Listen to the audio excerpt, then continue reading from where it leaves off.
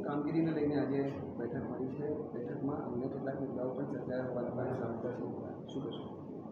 ખાસ કરીને અમે જે શનિવાર ની સંકલન મિટિંગ હતી, MP MLA ની મિટિંગ હતી, એમાં પણ ગત 3 મહિનાની જે બાકી કામ રહી ગયેલા છે એ બધા કામોની પણ સમાવેશ કરવામાં આવ્યો. એના ભાગરૂપે કન્ટિન્યુએશનમાં અત્યારે જે ચોમાસાની સિઝન ચાલુ થઈ ગયું છે, આમ તો ડ્રિઝલિંગ ચાલુ થઈ ગયું છે, એટલે જે પબ્લિક સુધી જે અસુવિધાઓ ના થવું જોઈએ અને જે અત્યારે નાનું મોટું થઈ રહ્યા છે એને સુધારવા માટે તંત્રને આખું ટીમને બોલાવવામાં આવ્યું છે.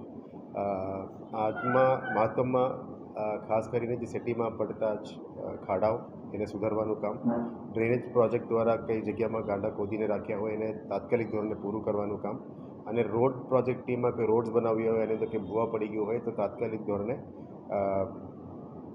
સ્થાનિક પબ્લિક પહોંચી જાય આના પહેલાં આપણા ટીમ્સ ત્યાં પહોંચવું જોઈએ એ બાબતનું ચર્ચા કરવામાં આવી છે.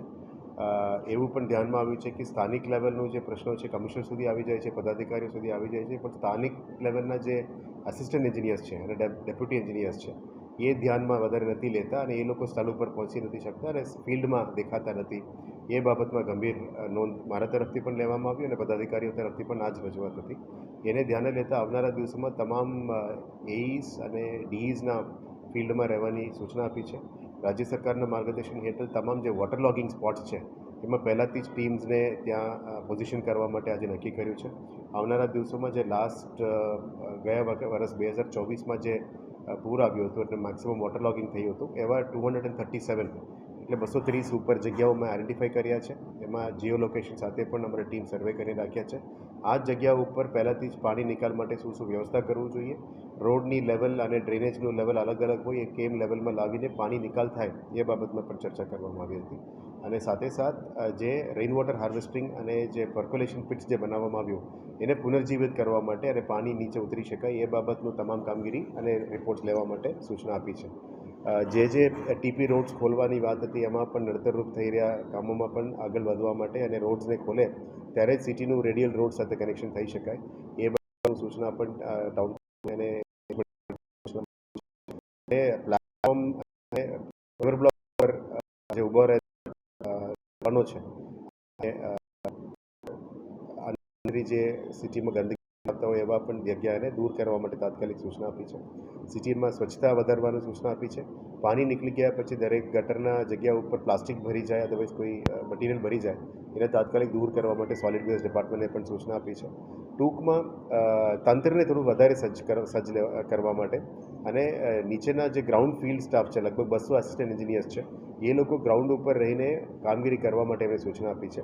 કોન્ટ્રાક્ટર્સ ઉપર હાવી થવા અને કોન્ટ્રાક્ટર્સને કામ સોંપ્યા પછી એનું મોનિટરિંગ સતત રીતે કરવાનું, કારણ કે જવાબ આપણે કમિશનર લેવલને આપવું પડે છે, એન્જિનિયર્સને અમે રિવ્યૂ કરીએ છીએ, પણ ફિલ્ડ લેવલમાં જે સ્થાનિક લેવલમાં કામ થવું જોઈએ લેવલ એ લોકો રાખીએ તંત્ર દ્વારા આવા કડક કામગીરી કરવામાં આવશે. સુપર ક્લોરિનેશન બાબતમાં પણ વાત કરી, જે પાણીનું સપ્લાયમાં કન્ટામિનેશન થતું હોય એ કન્ટામિનેશન નથી, બેઝિકલી આલ્ગે અથવા જે ફિલ્ટ્રેશન પ્લાન્ટમાંથી નાનું પાર્ટિકલ્સ આવતું હોય એના કારણે પબ્લિકમાં એક મેસેજ એવું જાય છે કે કન્ટામિનેટેડ વોટર આપે છે. કોર્પોરેશન કન્ટામિનેટેડ વોટર આપતું નથી.